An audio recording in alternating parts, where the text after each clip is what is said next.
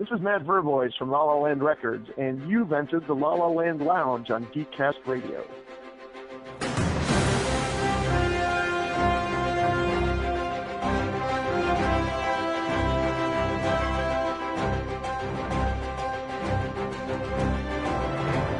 Hello and welcome to Geekcast Radio here inside the La La Land Lounge. I'm, of course, TFG1Mike, and this is the second interview that we're going to have over the last 2 or 3 years with La La Land Records' Matt Verboys. Hello, Matt.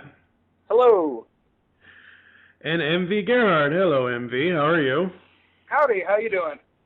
I'm doing well. So, the first time I talked to you guys, we got kind of the whole history lesson of La La Land and what you guys do and covering all that kind of stuff, and we're a little bit late in this interview, seeing as how San Diego Comic-Con was a couple months ago, but New York Comic-Con is this weekend, so I figured, oh, hey, why not go ahead and get this done now?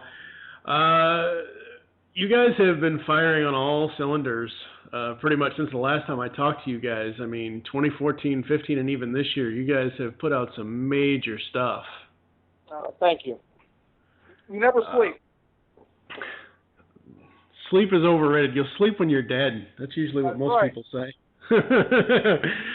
All right, so SDCC 2016, you guys went to the convention. What was that experience for each of you? Michael, you can go first. It's crazy. You know, we had a different location this time around, and it was right across from the WB and right behind AMC. And when they would bring out the cast members to Walking Dead or Game of Thrones, it would be a sea of people that would just be crowding around our table, which was good sometimes and not so good other times. But we had a wonderful experience and got to meet a lot of fantastic people. And only at Comic-Con can you see people looking through your CDs, and you start chatting and you realize, oh, that's Peyton Reed, the guy who directed Ant-Man, and he's checking out our soundtracks, and so it's always fun to see, fans who know of us and are excited to see us there, fans who become fans because they didn't know we existed and they find us there, and then some of the, industry professionals too and stuff. It's just a really cool environment where all those kind of things intermingle. So right. It's fun. It's crazy and it's a lot of work, but it's fun. Now, because you guys were there to work and to promote all of the Comic-Con exclusives like Supergirl Season 1, Flash Season 2, The Killing Joke, the Star Trek, and Wonder Woman records, Justice League, BTAS Volume 4, did you guys have any time at all to actually just stand back and breathe and just take in what the overall convention is? When we got there in the morning. Yeah, that's about it. That's about it. It was like we spent over 45 minutes in the morning before everything goes crazy, and it gets that. It's Michael and I. We have people that help us, but we don't have a large staff, so it's not like we can just leave and not be around the booth. So plus we want to be there to talk to people and answer questions and whatnot. So So you're standing around either way, right? Whether you're a fan or working the, Yep. So we should strap on one of those pedometers and see how many steps we actually take. You do a lot of walking in a place like that. Yep. Oh yeah. It's just as bad as Disney World or Disneyland. Yep. You walk everywhere you go. Yeah. The other thing too is we had some composer signings and we had to be there for those. Right. The Dynamic Music Partners were down, and Blake Neely came, and so it was cool. Yep. Yeah. So at San Diego this year, you guys had Supergirl, as I said, Flash, Killing Joke, Star Trek, Wonder Woman, Justice League, BTAS Volume 4. What were your all when bringing these to the convention? Did you guys have any idea of which ones would go first? Like completely gone, or did you have a set way throughout the weekend that you had various quantities for sale? I think we knew, sales never quite reach what you project they're going to be, but, you make sure you have enough on hand just in case, because you are doing, we do quite a bit. I think in comparison to maybe some of the other indie labels, we do a little more promotion, make a little more awareness that we're doing these things and that we're going to be down there. I think we thought Wonder Woman would do really well, and of the ones we did, I think that did the best. But it's superhero, man. It's the place to be for that. Absolutely. So you had those releases at Comic-Con. What were the fans' reaction coming up to the booth and seeing which ones they were going to, like, which ones did the fans gravitate towards more first to? Was it the CW stuff? Was it the DC animated stuff? Or was it the records? Was it something that, because you have various people, some people are into Star Trek, some people aren't into superheroes and that kind of thing. What was the landscape of how the booth sales went as far, not the sales numbers specifically, but just how many various people came up and grabbed either all of them, one of them, or whatever?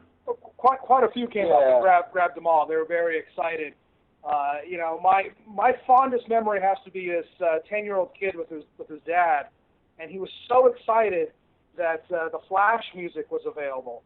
And then he saw that we actually did season 1 the year before, and just was over the moon because he loves the music from the show so much. And then when we told him that Blake and his crew were going to be there signing, it was like Christmas in July for the kid. So absolutely, it was very cool to see reactions, whether from a 10-year-old boy or a 7-year-old woman who was picking up the Star Trek vinyl for herself because she's such a huge fan of the series. So it was. I remember. It's like it's all across the board because the superhero display of all the superhero covers will catch a Comic-Con fan's attention, but then they'll realize that there's other stuff on the table too. And I remember like this really big guy, really big dude, and like he stopped in his tracks and he saw the Commando CD, and he was like, "Does this have the Power Station song on it?" And he grabbed it and turned it around and saw that it was there, and he like squealed. He was so happy. So never know. Awesome. But to answer what you were saying before, I did kind of notice like the CW people, like if someone was interested in a Blake score, they were interested sort of like in all the Blake Neely stuff. And then the Batman animated, your core WB animation fans are, they know all about Michael and Lolita and Chris and they were kind of all over that stuff. So and it certainly helps when you have the composers down there, meeting the fans and signing for them. That certainly brings out the lines, which is nice. Yeah, and it makes it easy to say like, oh hey, they're going to be here tomorrow signing it. That's right. That's true. So you're competing with everything from Hall H to, like Michael said, the Walking Dead, the cast of Walking Dead behind you. And so it's very easy for people to go, oh, that's cool, and then they lose their attention and you don't see them again. So it's nice to give them a reason maybe to come back. There's a lot of shiny things there at Comic-Con. Oh, yeah. Whether it be, like Matt said, the cast of Walking Dead or a really good-looking Poison Ivy walking past them. They definitely get distracted. So sometimes it's hard to grab their attention. But those that were, in the know, so to speak, and saw, our advertisements and saw our ad in the in the booklet, they were, they knew exactly what they wanted, and they came there and like, oh, Wonder Woman, I've been dying to get this, since I was a kid. And, there was a lot of it. There were a lot of excited adults there. That's for sure. Yeah. When the Justice League score came out, I was like, oh, finally, it's about time. And then I looked at it further, and I'm like, wait, it's not all the episodes. What did they do? It was just my initial fan reaction, because I think out of the first 2 seasons of Justice League, there's like 3 cartoon episodes missing off of it. I know In Blackest Night is one of them, and I was like, wait, why isn't that on there? That was weird. You only can put so much on there. I mean, wanted to stick to a 4-disc set, make it reasonably priced for the fans. That's the other thing too, is when you're pushing like, that one $50 or $60? That one's $60. Yeah. When you're pushing $60, it's like, well, you kind of run into, it's like the more you add, the more it's going to be, for everybody, for us and for the customer. So it's like, can't do everything. The hope is you do it, and if it performs, like like the Batmans have, or some of the other ones, then the hope is you can keep it going. Yeah, absolutely. Speaking of Batman, I assume the plans are to go into New Adventures now that the full first 65 are done. Or not New Adventures, Adventures of Batman and Robin. Adventures of, yeah, and then the New Adventures. Yeah. Wrap it up. We're looking at probably, I think, 3 discs for Adventures of, and then 2 discs for New Adventures. I think that actually would be everything, if I'm not mistaken, for those 2 short-lived series. And then the Bat would be done, and we would love to further our adventures and do Batman Beyond and Justice League Unlimited and possibly even Teen Titans and maybe even Legion of Heroes, which was a short-lived cartoon that that all 3 of the Dynamic Music Partners scored. Absolutely. Yeah, that Bat Beyond disc really does need a redo. I mean, the original score that they did for that way back when in '99, it's a good score, but we need a La La Land version of Batman Beyond for the music for that one. It's something we've heard very many times. All right, so I know. I think one of our first meetings with them, I recall getting. I think they gave both you and I'm sure you already had it. But I remember it because I didn't have it, but they gave me that, Batman Beyond. Oh, yeah. And the whole thing was, hey, when are we going to do this? When are we going to do this? That was about a decade ago. Yeah. A long time ago. But, yeah, because the original TV soundtrack only has 20 tracks on it, and then they released the Return of the Joker film stuff, and those are pretty much the only both of which are long out of print. So yes, they are. There's certainly time to revisit. I think it's been about 10 years since I found those on eBay. I actually found those on eBay in 2006, but yeah, it's been a while. All right, so one of the other big things you guys had this year to celebrate its 30th anniversary almost, La La Land's Day Off. Yeah. So we finally have saved Ferris. We haven't had a day off since. Well, you guys don't take days off. I mean, Yeah. Well, especially after this release. I mean, it's been done very well for us, and has continued to keep the lights on, so to speak. Absolutely. Well, again, it's another one of those scores that kind of like way back when, I think it was 2013 that you guys put out. Yeah, it was 2013. Days of Thunder. I mean, Days of Thunder had never had a score for 23 years. That's one of the main reasons why people ask me about soundtracks or whatever else. I'm like, look, go to LaLaLandRecords.com because they're just simply the premier. Police Academy didn't have a score for 30 years. Yeah. That's part of our legacy is releasing things that we've been wanting for 30 years. Absolutely. If you want to do it, because like if it doesn't get done, like what's going to happen, or you worry, like, are they still going to have the music elements, or are they still so it's they're records. These are fine composers that generated fine work that we grew up with, but also stands the test of time. And and it's not just us; it's the other labels doing it too.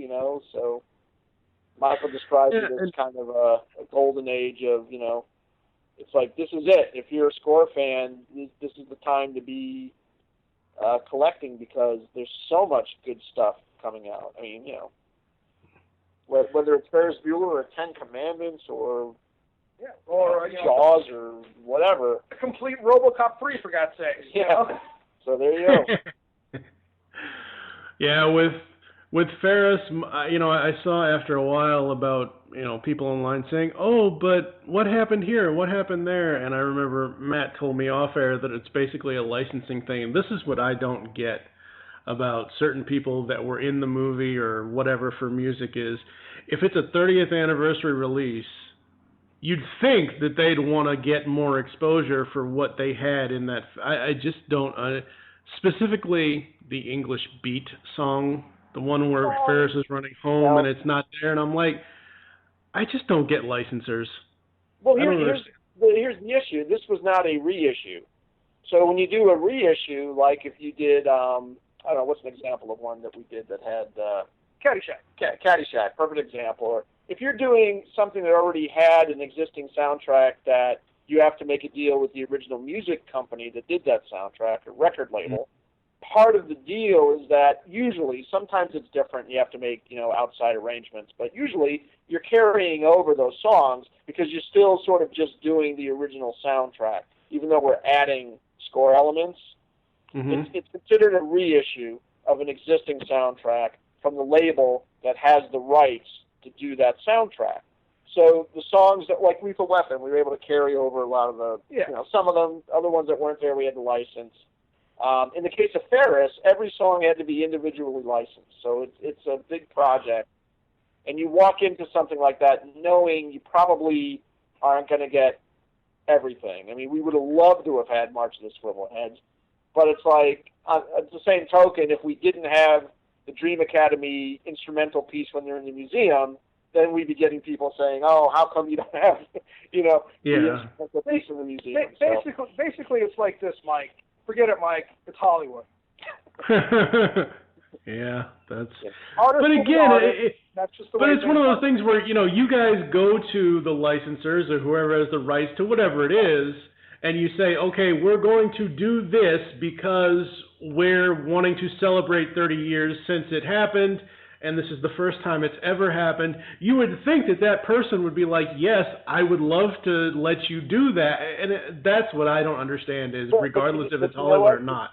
It gets so complicated that let's reverse it, and let's say that the artist didn't have a problem with it, but maybe their label would, or did, or who knows.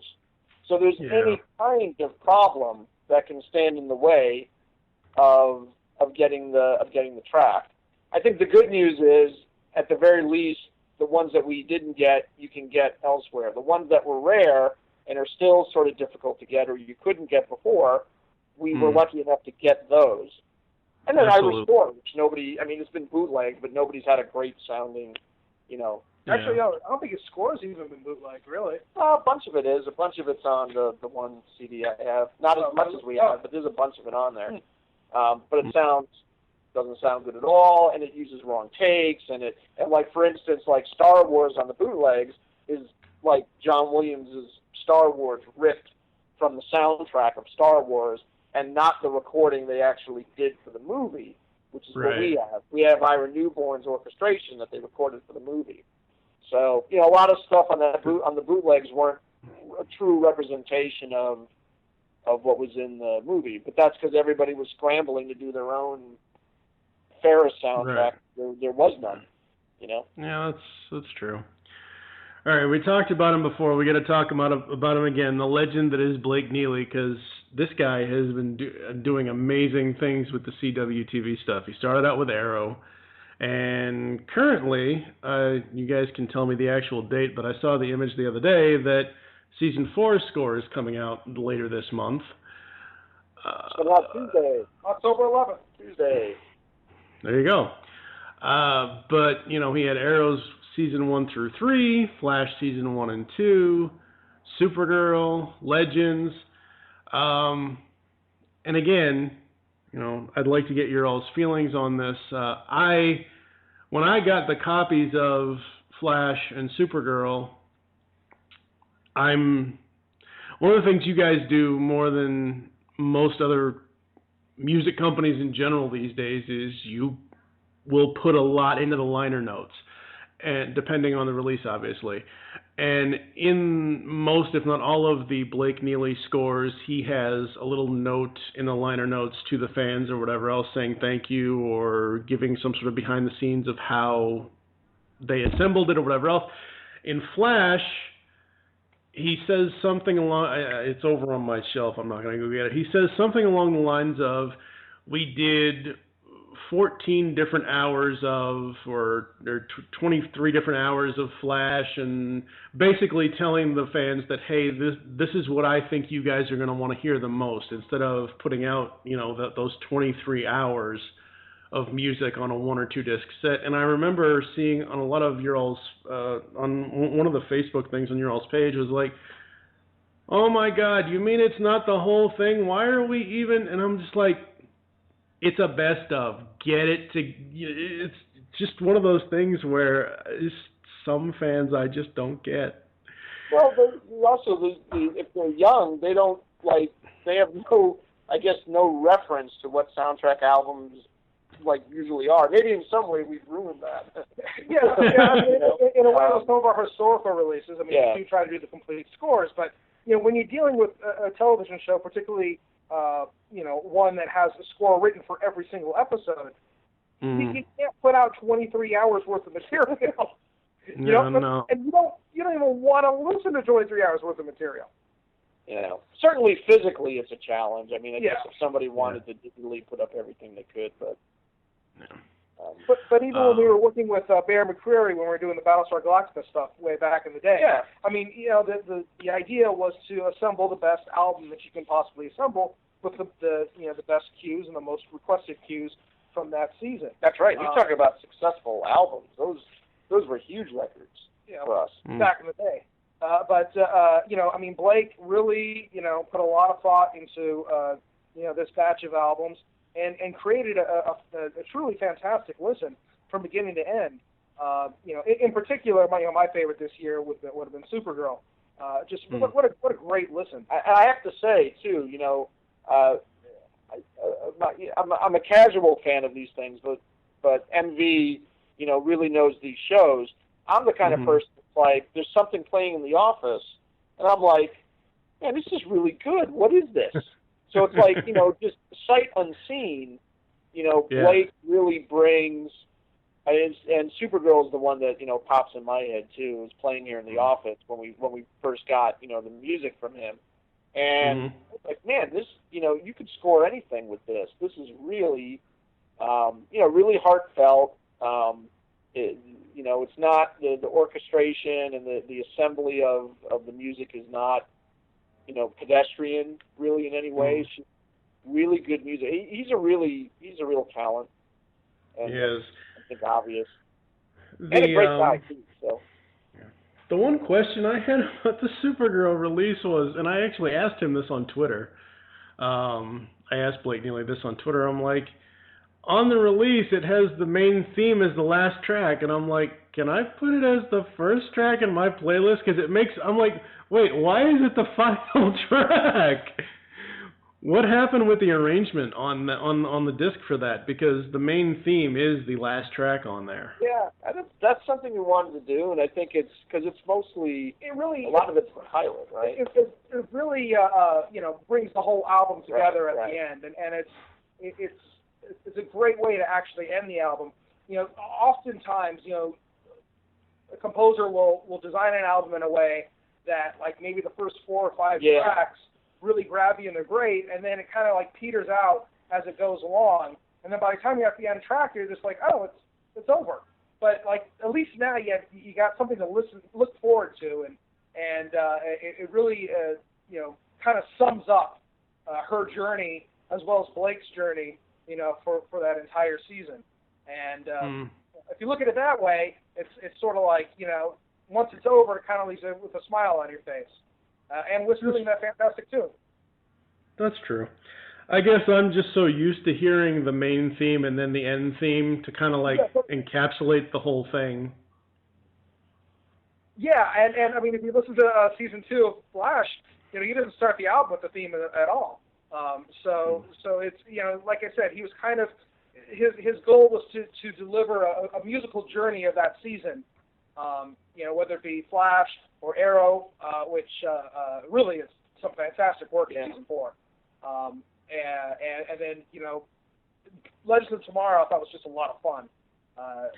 Certainly my favorite was the Western episode, how he incorporated the theme into a Western motif. And then you throw on Blind Spot, and it's it couldn't be more different but on its own terms, in its own electronic genre, really good. You know? Yeah, I haven't gotten the Blind Spot score yet, but when I do, what I'm going to have to do is I'm going to have to go on Hulu and watch, because I heard of Blind Spot. I saw the pilot, but I never actually kept up with it, and now that it's kind of over, the first season, I guess, is kind of over, Hulu got the rights from NBC to put the whole season on, so once I get the score, and I think I've told you guys this before, is I have to see the music in context. So like when I talked to Joe Kramer, when we talked about Rogue Nation, I actually saw the movie twice, and then I listened to the score outside of it so I can kind of, get my mind into the music itself. So, yeah, with Blind Spot, that was something that was on my radar, but I just never kept up with it. Now I can go back and kind of approach it with fresh eyes.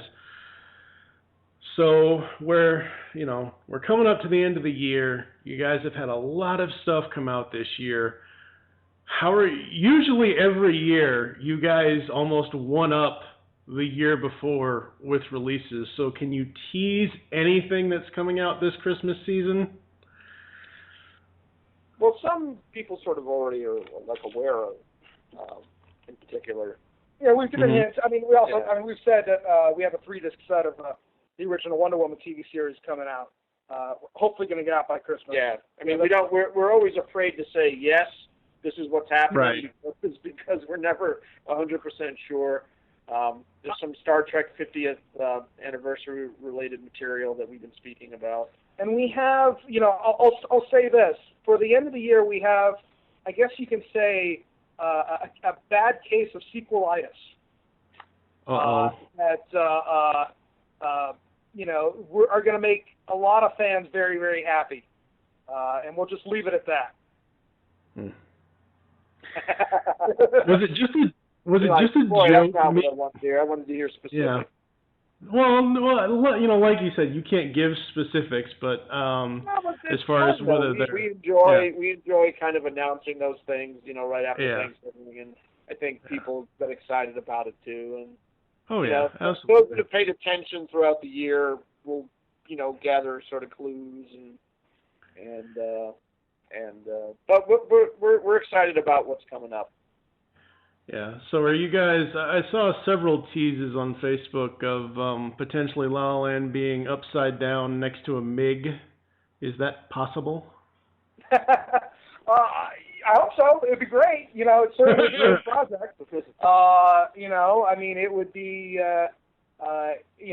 We've loved working with Harold in the past, like when we did Tango and Cash, and Mr. Cruz has been wonderful to work with. We've worked with him on several projects. Days of Thunder, Mission Impossible, The Firm, and he's been fantastic to work with. So, we certainly have we have that relationship well intact, and of course with Paramount and Sony Music, who have soundtrack rights. So, I certainly wouldn't rule it out. It's definitely on our wish list, but we can neither confirm nor deny. We're not going to write checks our bodies can't cash. That's right. That's right. What was the other one? There was, man, that would be awesome if we could get that, and if we could get Axel.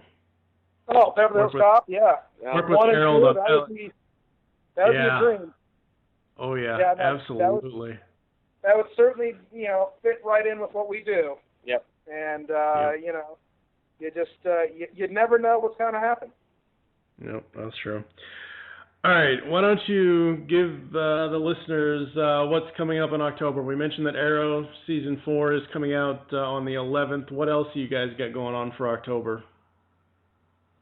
Well, on the 11th, we have Arrow 4 from Blake Neely, as you're saying. We have Mike, it's Higgum. I don't know how you pronounce it. Higham or Higgum? I think it's Higgum. Higgum. And Matthew Margison's wonderful Miss Peregrine's Home for Peculiar Children score, which is the number one movie out right now. And geez, what's our other October? Johnny, geez, for crying out loud. Johnny Quest. Okay. Johnny Quest, 2-disc set, over 2.5 hours of music to the classic Hanna-Barbera TV show. It's finally making its world premiere debut on October 11th. So we're really excited by that. And then later in the month, we released Volume 3 of Mark Snow's Immortal X-Files music. Yeah, that's a big one. Which incorporates a lot of requests that fans have been wanting throughout the years with our series of X-Files music. So, and that'll be out on the 25th, and that's a 4-disc set. Awesome. So there's a little something for everybody. Oh, yeah. I'm surprised there wasn't any Halloween-themed releases this month. Well, we try to work it within our schedule to do stuff like that, and then completely stuff happens, So it just doesn't seem to work out, and then January will roll around, and boom, we'll have out something that should have come out in October. But hey, what? It's great music, and folks, will buy it anyways. I mean, when we did Friday the 13th, we unleashed that in January of that year, and that sold out within 10 hours, something like that. So it's a good October though. It's like we got some fresh new TV with Blake stuff. We got classic TV with Mark Snow stuff. We got a really wonderful score to a really cool Tim Burton movie, and then we go all the way back to the early '60s for some TV animation music that's like, you listen to that stuff. Anybody that's into jazz, it's like, man, just like actual like great music. It's just a great listen. So, At this point, I'm just waiting for She-Ra. The only reason why I even say that is because the last year or so, my buddy Optimus Soul and I, over the last next year will be 5 years. We've got a podcast called the Powers of Grayskull series, and we've spent the last 5 years going through every single episode of all 4 of the Masters cartoons. So Filmation, He-Man, and She-Ra. Next year we'll get to New Adventures, and then the 2000X cartoon. So when the He-Man series came, when the He-Man score came, I'm like, okay, great, this is awesome. Yes, I love listening to this music. Now when are we getting She-Ra? Because we need that too. Well, we'll do what we can. We're trying. That's hard stuff to make happen because the existence of the material and everything else. So it's difficult, but we appreciate it. All right, I'd like to thank Matt and Michael for taking the time to chat with me in this La La Land Lounge interview. You can check out lalalandrecords.com. They're on Twitter, Facebook, all that stuff. Later this month, you can catch their Arrow Season 4. You can catch the Johnny Quest release, the X-Files, right? X-Files, yep. And this Peregrine's Home for Peculiar Children. Absolutely. Coming up next on La La Lounge, I'm actually going to be taking a look at Flash Season 2 and Supergirl Season 1, so that'll be an episode next year. I decided to do these next year because I want to go back and re-listen to them all, but you guys mentioned no one can really undertake multiple hours of music. Well, we're going to be tackling the 25th anniversary of Batman the Animated Series. I'm going to tackle all 4 volumes in 1 year. Nice. So that's what's going on with Matt and Michael. I'd like to thank you guys for taking the time to chat with me. And head on over to lalalandrecords.com, folks. That's where soundtracks live. Hey, we appreciate it, Mike. Thank you. Thank you. You and I joined forces. Literally. We combine your speed with my speed. If you throw me forward at your fastest, then I might just break the dimensional barrier and get back home. What do you mean, like a race? Yeah, I guess. Think you can keep up, Girl of Steel? Oh, just you watch Scarlet Speedster. All right.